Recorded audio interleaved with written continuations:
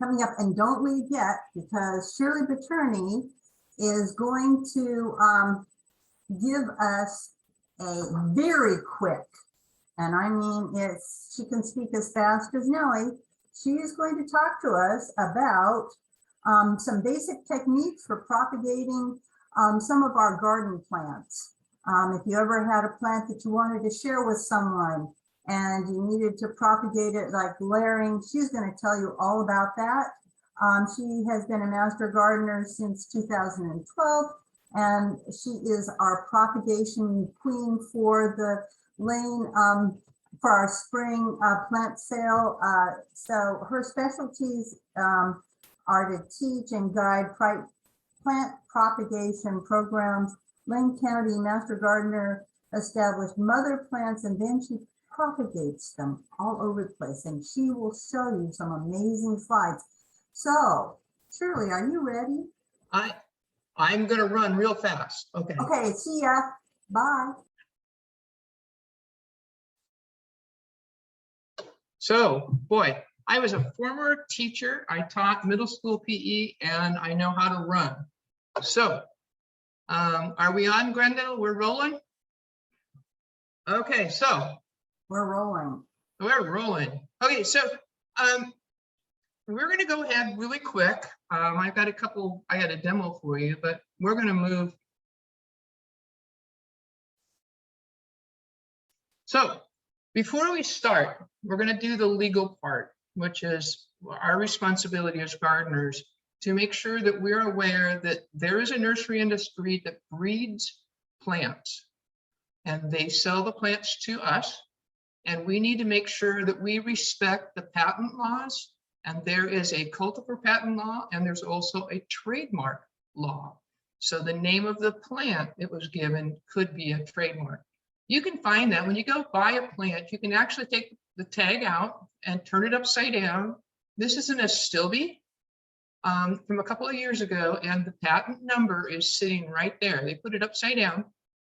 But if you take that and you can go to the US patents and type that number in, you probably will find out when it was applied for, and they're figuring an application to full patent is 20 years. So those plants are protected. You can also go to Google Patents and type in, if you want a non-patented one to propagate and play with, then you're going to look at the tag. It says the grower, and it tells you information about the plant, but there is nothing about a patent. Even though a person next door gives you a plant, I try to identify the plant and I try to double check it with these two resources. So there's a lot out at the extension.oregonstate.edu, and all of these are free PDFs that you can download. You can save them to your computer. And they're basically, depending on where you want to go and what kind of things you want to practice or study about, I developed a complete folder, and I've got them all in there so that I have them thumb ready. So please look at that. There's other places in the United States. If you go to site:/.edu and you type in propagating, you're going to pull up extension sites across the United States. One of them is, we're going to talk about seed saving and perennials. One of them is Penn State has a gorgeous document about how do you propagate perennial seeds through winter sowing. The other one I want to be aware of is the fact that there are some threatened and endangered plants in basically all states. For the one here in Oregon, go to that one. It actually has a nice list. I know you can go out in the forest and get a permit and take native plants with a permit, but also I'm sure these endangered ones are now out there. So just hiking in the forest and picking up a plant, we want to preserve nature. And so be aware that there are a few things that we need to be aware of before we just get our clippers out.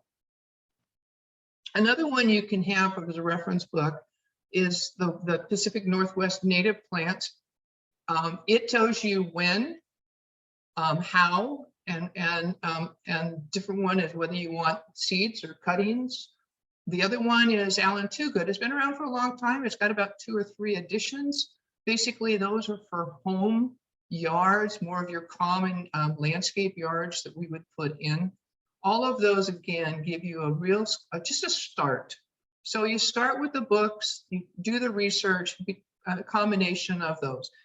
Propagation actually is part science, part art, and part skill.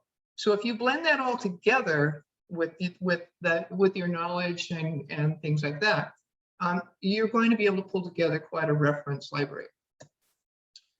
So whatever we do, you have to be willing to experiment.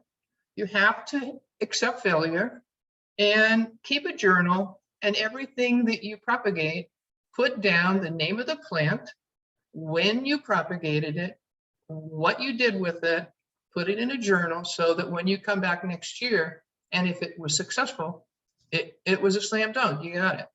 So you're basically taking a plant that doesn't have any roots, doesn't have a mother plant, it's not attached to anything. So basically you're going to have to give it some kind of light source, make sure that it's a full spectrum. You need the red and the blue. It's not going to do anything. It's not going to do very good if you just have a blooming light. You need that full spectrum. This is a T5, and you also will need some kind of a heat mat. A heat mat basically has an internal thermostat, and it heats the root zone. It warms up the soil, and if it's a warm soil and nice environment, those roots are going to want to grow. The other thing is you're going to have some kind of a water tray and a moisture dome. Now, this is a commercial moisture dome, but you can use a plastic bag too. It basically is keeping the moisture in the plant. It doesn't have roots, and it's going to have to absorb that transpiration. It's going to have to pick up moisture another way until it can do as a mature plant. So we're going to start with auxins. Auxins are hormones. Plants have auxins in them. They have them in their nodes, and a node is anywhere there is a leaf. And if you take the leaf off, it gives you a node. Okay, it's high. So auxins, what this is, these are synthetic auxins. They have been around since the 1930s, and they come in different strengths and different application methods. So you have one which is a gel that you can take on. This one here, you'd want to take the gel out of the jar. You don't want to contaminate the jar with anything, so you only pour out what you want. You have powder gel, or powder where you dust it, and then you have what we call a concentrate, which is you actually mix it with water. They all have IBA, indobutyric acid, which is the synthetic hormone. And some of them will have the NAA, but not necessarily all of them, depending on the product. These basically auxins make the cells, those node cells, enlarge and become your roots. Okay. So this is my arsenal. Basically, I've experimented with different ones, and I like different ones for different cuttings. So if we start at this end, this is a very inexpensive powder, but if you look at it down here on my slide, 0.1 is what it is as far as its IBA, not very strong. If you go to the concentrates, even when it's mixed with liquid, it's 1.03. So the higher the IBA, the more effect it's going to have on that roots. For the concentrate, the nice thing about a concentrate is you can only mix up what you need. So a 1:5 ratio for hardwood, a 1:10 ratio for softwood, and 1:15 if you're talking about herbaceous wood, which we will go through later on. When I go out in the yard, I go out early in the morning when there's a lot of moisture in the plant stems and leaves. I take a water container. I'm a frugal gardener and I recycle everything. I take my spritz bottle of rubbing alcohol to sanitize my clippers, depending on if I'm going to do sedum or if I'm going to do more of a woody plant. This is my go-to. This is a Corona double edge. And a double edge, basically, it has two cutting edges. So it's not a pruner. They actually call it snips. And I can actually say, if you would like to try these, you can buy them at a store. You can look online. All you're going to do is ask for Corona long curved snips. This model number for this one is AG 494OSS. And I did some research on this, and this is what they use for taking grape bunches. And so it's curved, and it's curved for a reason. And if you look at my camera, you can see it has got a nice little curve. And what that allows me to do is to reach in and to clip without getting on the stem. I love them. I don't even use the other ones anymore. So why do plants root? So you've had house plants, they get too big, and you put them in water, they root, and then you give them to neighbors. Well, it's the same thing. They have some kind of hormones, rooting hormones, auxins, that are in those stems that allow them to root that quickly. Okay, you can see where I have a heat mat. It's called a windowsill heat mat that I use for my water starts. One of the plants, the willow, the salix, they actually have one of the highest auxin levels in their nodes. They will actually root. This is the variegated willow. I put it in, and within a week, I have roots. So some plants have higher auxins than others. So it would really kind of depend on what kind of a treatment you would put on those. And through study, you can find that out. So believe it or not, starting your tomato seeds for your vegetables, or starting flower seeds, that is sexual propagation. If I cut, it's asexual, or any other one. But if I'm starting seeds, basically you think about it, it's a flower, it has an ovary, it's pollinated, it creates seeds. You gather them, you store them, and they will be true to that parent next year. That's for an annual. For a perennial, Mother Nature has said, you're a perennial, you will go to seed in the fall, you will fall on the ground, and you will sprout next spring when it's warm. It is programmed not to sprout, and if you're going to do perennial seeds, you need to do what they call stratification. You need to stratify the seeds and pretend that Mother Nature is right by your side. That means the seeds freeze, thaw, you got a sunny day, you got a cold day, you got a wet day, it's -2, it's 45. That will teach the seed it's programmed to know when. So what you do, gather your seeds, dry them. You need to stratify them, and you can do a winter sow, and I will have information for that in another slide. You can plant them in a little trough. You can put them in a 4-inch container, put them outside, or you can put them in a baggie and put them in the refrigerator. That's 38 degrees in my cheese store. So I put them in there until I'm ready to plant them out in January. They still have time to freeze thaw, but they've been practicing just being in a cold refrigerator. So another one is called cloning.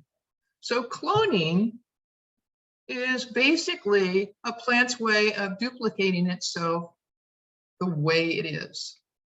You have a strawberry, you can put a little container under there, it'll root. You have a garlic bulb, you don't have one, you have like 7 or 8. You have plants that have little bulblets that come off. You have the tiger lily, it produces a seed that has a root on it, and it will land on the ground, and next spring they look like little grass blades. So the other one is, the next one that we have is what we call a simple layering. So simple layering is, you could take a rock or something and you could weight this stem, the one's closest to the ground, you can put it into the ground. Remember the node. A node has auxins. So you could treat the node, put it in the ground, and basically it's going to grow roots. And then in the spring, you can actually sever it. Remember, if you take a long branch, it's going to root at pretty much every single node. And all you do is come in and clip in. So with one branch, you wind up with 4 of them. Okay, so they're very easy as far as simple layering. Another one is what basically is dividing this. Okay, and dividing, you've got plants that really do develop a pretty big root mass. Hostas are one, daylilies. And what you're going to do is, if you look the way this picture is, that is already divided into a new plant. It has, it's done it. So all you have to do is come in with a old serrated kitchen knife, a hori-hori knife, basically, and you sever it down, cut it right down through. Don't worry about the roots, because basically if it has a root mass on it, it's going to root. The one thing we want to learn is the fact that if you take this root ball and you put them in containers and you give them to your neighbors or your friends, are you passing along something that you shouldn't be? And that is the jumping worm, which is now in our area. Basically, it's traveling around pots, soil, compost, et cetera, et cetera. So the best thing to do is, if you're going to choose to do division, basically rinse this completely off. You're getting rid of the worm and you're getting rid of the cocoons that may be there and you can't see, and they look like coffee grounds. Also, go to the Sea Grant at oregonstate.edu, and you can and basically see this information on the jumping worm and why we're really trying to control it. The next one is division. So think about your dahlias, your frost-sensitive dahlias that you dig up in the fall. Basically, you rinse all the roots off, you store them for the winter, you bring them back out in the spring. Early spring, February, late February. Basically, what you do is you're propagating by taking that tuber off, and if it has a couple of eyes, it's a valuable and a valid plant that will root and develop. The iris, this is a mother iris. It's not going to bloom anymore. It doesn't even have roots anymore. It's already sent out babies. All you have to do is snap it off, and you've got another plant. Okay, so again, propagating there's lots of different ways. So the other thing we have is, it's called the three main types of stem cuttings, and that's what people are usually thinking about propagating. And so basically you have softwood, herbaceous, softwood, and hardwood. It depends on the stage that the plant is developing in. So your geraniums, your hydrangeas, that's all softwood. It's green, it's soft, it's subtle. Okay, softwood would be, you may have an older bush, but they send up new growth every year. That's called first year wood. And then you have hardwood, which is usually the plants that have gone dormant on you. So all of your grapes, your elderberry, a lot of your natives lose all of their leaves. And when you prune your grapes in February, that is when you grab your stock for propagating, because they are hardwood. Okay, so basically what you're going to do is, if I take my hardwood and I have a stick, I don't know which is the top and which is the bottom. So polarity is really important. So when you cut a hardwood without any leaves, make sure that you flat cut the bottom and say, okay, that's a base. And then a slant cut, it's pointing to the sky. Then you know that you are going to be putting it in the right order. So basically what I have, and I don't know if we can see this, I'm going to put this up here so basically I have a privet, and I have 3. This one here is too small. These 2 oh, they look, so I'm going to get rid of one. Okay, now I have two. And I'm going to say, you know what? I'm going to take my clippers and I'm going to say, those are both viable. They're both viable. And then what I'm going to do is I'm going to pull off the leaves off the bottom, and I'm going to have something that's very similar to what's a picture on your screen. Okay. That is, and if you hold it up to the camera, you can see the nodes. There's a node, those are nodes right there. Nodes that's where it's going to be rooting. So what it says is you're going to scar it. So I'm going to take my clippers and I'm going to scar it. Okay. So in picture form, if you look at that, I basically have a small vegetative top. I have nodes. And what I'm going to do is I'm going to scar it or score it. So if I dip this into hormone, it's not going to come into these nodes because there's not enough surface area open. So I'm going to score it. That allows those artificial hormones to seep in into that stem. I'm going to cut off a few of I'm going to cut off the ends if I have to, reduce the moisture stress for that plant, and more of the energy is going to go to the root. So 1 to 5, I take my clipping, I take off the extra leaves that aren't needed, I count up nodes. I want at least 1 or 2 nodes in the soil. I'm going to reduce water stress. I put them in some kind of a soilless medium, and I give it a moisture dome. What I like to do is put a little perlite or pumice in a potting soil so that I get better aeration and better drainage. So here's my grapes. Every year somebody gives me a bucket full of red seedless grapes. So I can see at the top and the bottom simply because the way it's formed. I take one, I lay it out, and I'm going to count out the best 2 nodes for the base. I'm going to count out 3 nodes for the top, and I'm going to cut the rest of it off. Nice, clean cuts. I'm going to have a medium. I'm going to pre-poke the holes in, because if you dip your stem in a rooting hormone and then you shove it through the soil, basically you're just pushing it off. So pre-punch your holes. I use sawdust sand and perlite for grapes, nice, cheap medium. I'm going to bunch root them. They don't really need a lot of room. And I'm going to wait. I'm going to put them off to the side, and I'm going to wait for them to start showing growth. Okay. I'm also going to, on any propagated, you can take the top and just barely pull up the top. If you get resistance, that tells you that you are getting some kind of root action. Okay, so the birth of a Chicago peace. Oh my gosh, this is in my yard. This is my rose. I've had it for 22 years. And basically, I propagated it last year because it's a grafted root and it's starting to go down. So I wanted to make sure I saved it. So I take a healthy cane. I take off the outside bark with a nice, sharp, clean, sterilized garden knife. I scratch the cambium layer, rough it up. I put on a powder hormone. I'm going to put spongium peat moss in there. Spongium moss, nice and wet, gives it the moisture. I'm going to wrap it in plastic. I'm going to tape it down. I used green electrical tape.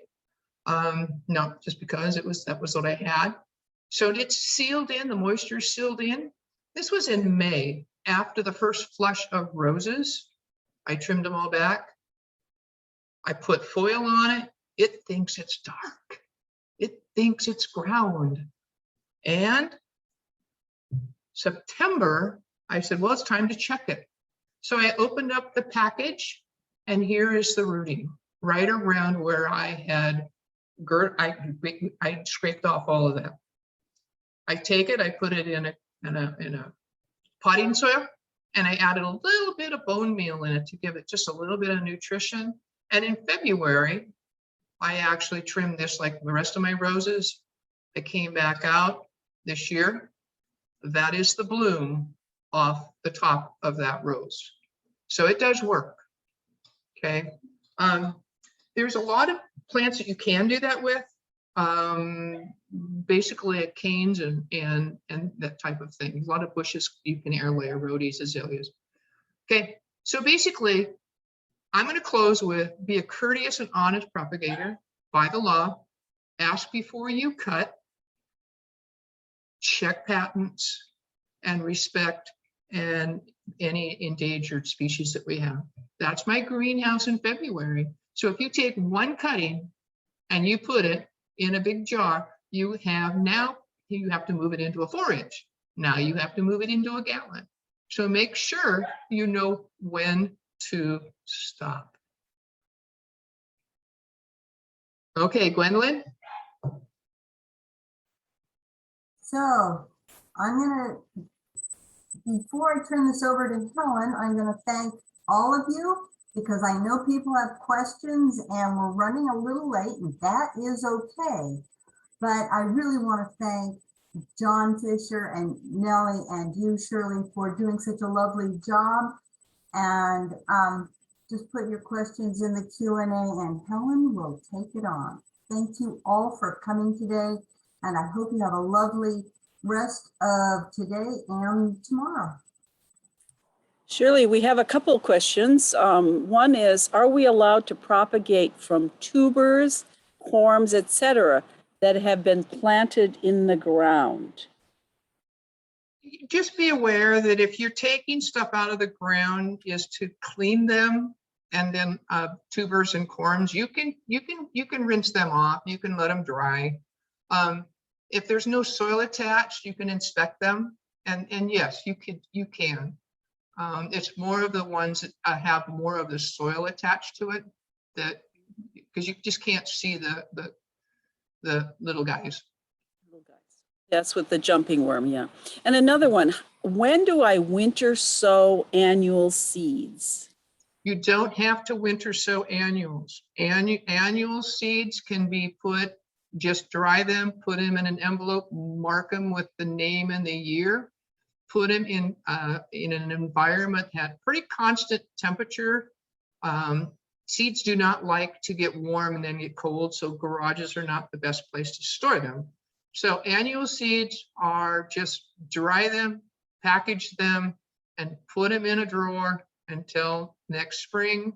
If you want, I start my annual seeds up first part of April if I have a greenhouse, so that they can get established.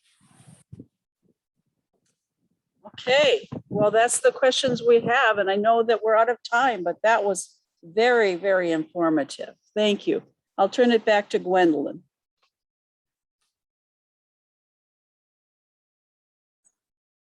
Well, hello, everybody, and goodbye. It's been really fun to have you all here. I'm sure we learned quite a lot because all of the people who spoke to us, John Fisher, Shirley Betournay, and Nellie Oler, are tops in their fields. And you can look for, hopefully next year, hopefully we can do this in person, but this worked well. And I really do wish you a great rest of your weekend and lots more learning. Take care. Bye-bye.